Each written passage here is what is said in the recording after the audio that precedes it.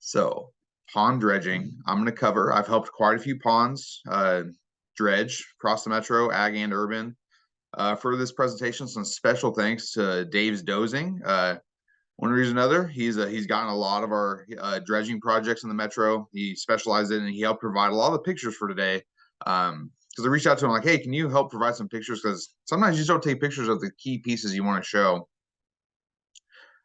But to kick things off, dredging 101, does your pond have some of those indicators that you're like, hey, maybe we should look into this? The most basic thing is, hey, we've lost the pond depth. It's filled in. Phosphorus has came in. It's sitting in the bottom of your pond with that pond muck. Probably have some decreased water clarity. And kind of, I will tell you probably 90% of these projects have are usually landowners in tandem or an HOA, a group, because it is a very costly endeavor. I do fundraising of all different types. I'll tell you, I've yet to find a funding source out there that wants to pay for pond dredging. That's just the reality of it. So we really it is a significant cost, and there's not a lot of funding options, and that's because it's a prevalent issue, and it benefits the pond, but it's not a big environmental benefits for downstream of the pond. So it's hard to find funding for. But one of those basic things to think about if you're like considering I want to arm you all with enough information to have a real world conversation about dredging with, say, a contractor. Cubic yard is going to be the measure of volume, and in most cases that you're going to be discussing about getting material out of your pond. So cubic yard is essentially visualize a 3 foot by 3 foot by 3 foot box, and that is 1 yard of soil. Kind of put that in perspective. Say you had 1 acre of pond, and you wanted to deepen that by 5 feet. So 43,560 square feet in an acre, times that by 5 feet, you divide it by 27, and that gives you about 8,000 yards of soil is how much it would take to deepen 1 acre by 5 feet. Now we think that a step further, how many yards fit in a dump truck?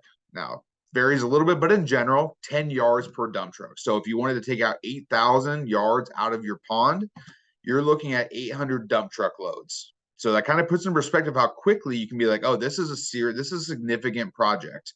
And I oftentimes let folks know or help with these conversations that many times it's great to bid it on a per yardage basis, get a per yard cost, so you can have some flexibility, and really you can track to make sure you're getting the material out by simply you can require the tracking of dump trucks to keep track of how much is really coming out of your pond. And here in this picture, kind of a perspective, that's about 10 yards of material, that one single dump truck. So really important to keep that in mind. If someone says, how many yards do you want to get taken out, or how many yards should be taken out? That's yards, cubic yards of soil. Also think about your pond. There's really 2 dredging types. There's wet dredging, which in my experience is generally on either very large ponds or lakes. This wet dredge was on the DMAC Lake in Ankeny, where they're actually sucking with a mechanical, a wet dredge. They're sucking that material into basically like a giant hose and pulling it off the bottom. We also did some of that work at Easter Lake. But again, the vast majority of sites is actually going to be that mechanical dredging, where you're looking at bringing in excavators and you're digging out that material and moving it out of the pond. I've never worked with a private landowner who's done wet dredging, but certainly an option if you have a very large pond, and sometimes the case of that might be the best way to get it out of the center of the pond, but not super common with pond owners. And so to me, I kind of boiled it down. I love simple numbers, 5 things, 5 keys to success for pond dredging. One is you're going to have to drain the pond. Maybe not entirely, depending on what your goals of how much you want to dredge, but you're going to have to lower that water level. And ideally, the more you can get that material to dry out, the more cost effective the moving of the material is going to be. It is not feasible to dig out of a wet pond material out of the bottom because you're going to get so much water in the mix. It's just not movable, and that material will be so soupy, very difficult to transport. So in many cases, you're looking at a large pump a contractor would bring in. Many times they focus dredging on, say, the upper half of the pond. So sometimes we'll build like a berm structure and you're trying to drain the upper half of the pond. Occasionally, if you already need to do some outlet work, notching the dam and doing that in concert with, say, an updated outlet structure can be done. But But at the end of the day, you're going to have to work with your contractor to say, we are going to have to dry this material out somewhat, get the water out of the way. Sometimes if you have a lot of water coming into your pond, you may look at digging a diversion channel to try and dry out the portion of your pond that you want to dredge or to clean out. Number two, this is a huge one, especially the more urban your pond is how are you going to get equipment into your pond? And this is, I'd say, a top question when you're meeting with a contractor out on site and you're talking about it with them. You're walking this, you need to walk the site with them, talk about how can equipment get in.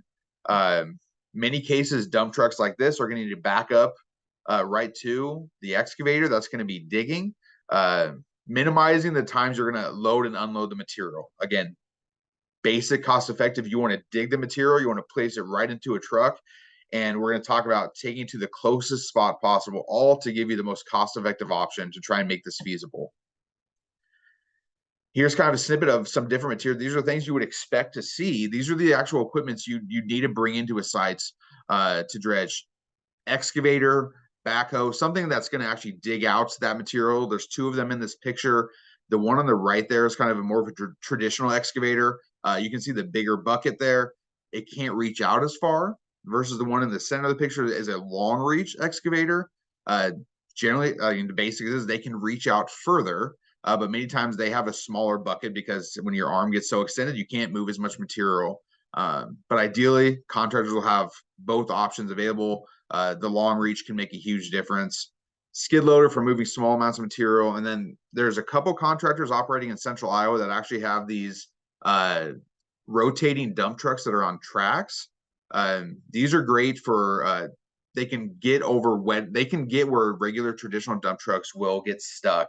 And they can also operate in much tighter spaces. So, but these are things, if you're thinking about your HOA or around your house, where can they get into the site and how can they get the material out? And to be honest, there are sometimes scenarios where like there might not be an option, but you'd be amazed. Sometimes they slip in between a house. But think about disturbance as well. You would expect this contractor, once they finish up, they need to restore and basically put the area back the way they found it. Another option that some of our contractors do that's very creative is some of them have some different, they call them like mat structures, or essentially like giant railroad ties. You can just make them out in the bottom of this picture here, where they can be creative and they can kind of build themselves a road down the center of a pond by stacking some material and setting those mats on them. And then they essentially dig their way out of the pond, or dig their way out, even out of just the wet material. So these are kind of some examples of what you would expect to see from a competent dredging contractor. And again, big question is, what can you reach? In the vast majority of cases, you're looking at targeted dredging. And again, it's all about budgets. But a lot of times you're not dredging an entire pond, except here is an example. This is a very small pond. They drain the whole pond and they're digging the whole pond out. But what can you reach? Here's a case where they drained a larger pond and all the sediment had filled in the upper half of the pond. The lower half really was pretty sediment free.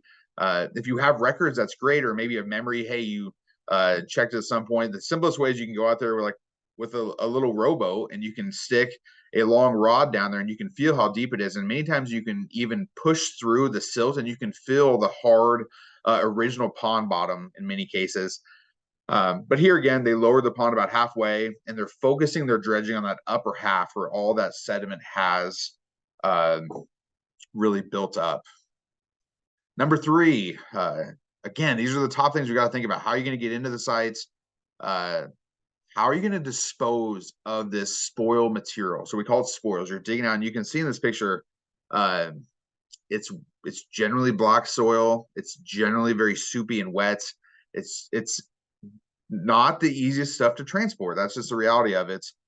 So a couple general rules. The closer, the better. I mean, your costs are largely dictated by how far you're taking spoil materials. And if you can find a location on site, it's going to be ideal. Also, keeping in mind, this material is difficult to move on roads. It can be wet. You're going to have track out. Again, I've done this. If you want to really upset a city, track out a bunch of pond muck onto their roads, they will be very upset at you and they will come and stop construction. So some of the things we've done to try and I've seen some creativity from our contractors and things that have simply it's worked. As you can actually see in this picture, this is a spoil site where they actually dug out some of that dry dirt and they built a berm on the left and top sides of this site. And then they placed the pond muck essentially in that hole that they built. And the material that they moved, they created a berm and essentially gave themselves a pool to dump their material and to let it dry out. Once it dries out, you'd be amazed. It's like black topsoil, but you have to have give it time to dry out. And many times you can create a nice flat spots. We've very commonly done this like right on, say, the like next to the pond. Maybe you have sloping topography coming down to the pond and you have no flat area. We've dug those areas out, filled it with this material, and let it dry out. In many cases, depending on how deep you want to do it, we've just piled it in there and it'll eventually dry out, and it takes quite a bit of time. In some cases, we've also put in a sub drain, so put in like a perforated tile with an outlet, and that's that water soak through and soak into that tile and be out. But again, closer the better. Thinking about where do you have access to, who might want a flat spot, or is there an adjacent ag field that you could spread the material and let it spread it thinner, and they're getting some potentially some good topsoil. On some bigger projects, there's certainly some contamination considerations, but for a lot of the pond projects, it's something to keep in mind. And that's why, as I'll get into in a minute, always reaching out to your local government agencies to make sure all requirements are being met. Number 4 for me is, we've touched on this, is forebays. So this is a pond that did not have a forebay. So when soil washed into the pond, it just started filling the pond in. And when they wanted to get the soil out, they had to drain the pond down significantly, and it was kind of spread over the whole upper half. Now, when you have your pond drawn down and you're already in there with equipment, it is the perfect time to build some type of embankment structure that will hold your soil in a targeted area, ideally the area you have the best access to. And so it's the right time to do it. And sometimes you can creatively use that spoil material. I think Amanda mentioned they built jetties out of it. If it's dried out enough, you can also build some forebay structures. Here's another example of just they use rock checks in this case. So these rocks are like riffles, and each time that water flows over one of those riffles, it pools above it, and it slows the water down, and then boom, that soil is going to drop out as soon as that water slows down. So again, you dredge it once. If you don't completely stop the sediment source of where it's coming from, if you build these forebays or rock checks, you can come back in and do smaller targeted dredgings where you have much better access ideally, and you can keep it out of the main pond.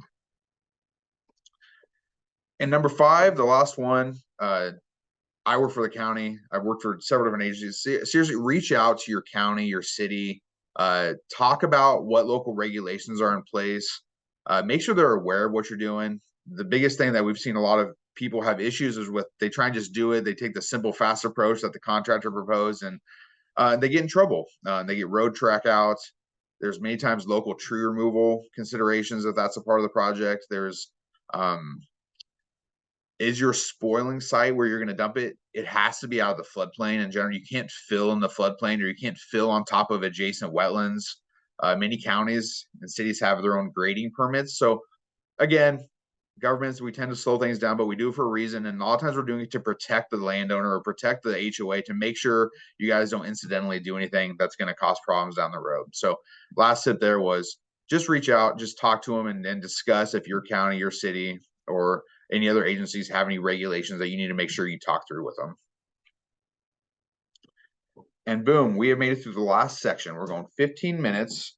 I'm going to try and wrap a lot of this stuff together. We thought it'd be interesting to kind of tie things together, actually look at some specific ponds. And several of us on this call, we've been out to a lot of ponds. We see very common things. So we're going to dive into look at a couple specific ponds and just talk through how different things we've went over today could be applicable to those ponds. And for me, this has been, I think, a learning experience. I've learned a lot today, especially about plants and aquatic vegetation, all these things. So think about all the things we've learned today as I walk through these pond sites. And many of us, this will be kind of from my perspective, but everyone has different perspectives. But don't forget, think about what do you think the pond purpose was? What do you think the watershed impacts are? What's the goals of the landowner?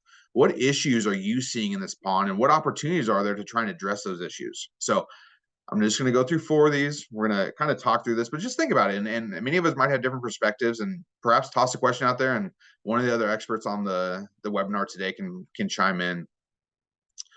But number one, I call this a classic farm pond. The watershed's kind of delineated there in red, about 150 acres draining this pond. When I met with the landowner, we circled in blue there. He's like, hey, this area used to be part of my pond, and now it's dry land. It's filled in with sediments. We were walking around the pond, and we were looking at the dam, and the first thing I saw was there were large mature trees on the dam. And we're like, that's not a good thing. Those roots are causing weak points in the dam. And then we looked at the pipe, and pipe was about 40 years old, had big cracks and holes in it. That pipe had lived its life, and that dam was not in good condition. But a couple of good things we saw was upstream of the landowner. If you look at the upper half of this map, you see those grass strips. Those are grassed waterways. The farmer was a no-till farmer upstream. They'd really gotten their sediment in check. Years ago, they didn't have the waterways. There was a lot more tillage going on. So a lot of the sediment source had been fixed. But as we pop it up here, you can see some of this. So there's a visual of the grass waterway. It's a great upstream infield practice. So without those, you'll see like little ravines forming in those fields. And you can see a lot of the sediment filled in years ago. These trees are not really small. You'll see some cattails in the upper ends there. You can make it out there kind of in the center. But wasn't a major concern for him. I think kind of the consensus was they're in a couple shallow water areas, but they're not like taking over the whole pond. But perhaps some proactive management would be good. And there we look back at the dam. You can see some on the right there. That's the dam. It's kind of a U-shaped dam. There was some giant grass carp in there. Scared our intern quite a bit. It was quite humorous. But those trees were not good for the dam. The dam wasn't in great shape. So this one was kind of exciting. One of our goals across the state is to build more constructed wetlands. These ponds can do some good things for water storage, but they don't generally filter the water like to the quality of a wetland. So we actually aligned some resources, and this is our plan. We're going to be constructing next summer, where the very head of the pond, the dark blue there, the top, is going to be a graded forebay. So water is going to come in. There's about 4 tile outlets up there. So we know there's a lot of nutrient-rich water coming in. Sediment will get dropped into that area, and if dredging ever needs to happen, it'll come out of that spot. After the water leaves the forebay, it's going to go into about a 2-acre wetland area that's going to be shallow water from 1 to 3 foot deep, full of native wetland plants where water is going to get denitrified. So sediment in the first spot, nitrates getting treated in the second, before spilling over into the actual pond. And again, working together to achieve everyone's goals. The soil we pull out of this forebay, we're actually going to be doing some dam reconstruction at the same time. So I mentioned dredging ponds is a hard thing to find money for, but in this case, we're able to achieve some of the state's water quality goals with this wetland, and the landowner's going to get a better pond out of it. Now let's switch to a whole different world. A city stormwater pond. This is a stormwater management pond. They built this pond probably very early in the construction of these homes. All the water gets diverted into the pond. The pond raises when it rains, and it slowly releases the water to make sure we don't have downstream flooding. That's why it was made. The developer takes care of this pond, and this is kind of the norm in many communities, is the developer takes care of the pond until the last house is built, and then the pond is turned over to the HOA. And again, many HOAs are like, I don't know anything about pond management. We collect some dues, but what are we really doing here? And so there's a learning curve to it. And one of the reasons we're having this here today. Now, the ideal turnover is we're trying to work with many cities in the county to do it better in that this HOAs are given a pond that is in good shape, has been completely filled in, because during the construction of these homes, this is probably the most vulnerable time for this pond, because there's so much active erosion can be happening. When we walked this pond with one of the HOA presidents, they pointed out specifically that they were getting a lot of significant bank erosion happening. And you can kind of see here, with such a long linear pond, they were getting a lot of wave action coming from the south, and it was blowing waves across the pond, and they were getting significant bank erosion, shoreline erosion on this far bank circled there in green. They also mentioned geese, and as we went out and looked at it, I didn't get a great picture of the dam itself, but here you can see on the right in the brown, kind of an example. We're getting actually even up to 3 to 4 feet of shoreline erosion washing down into the pond.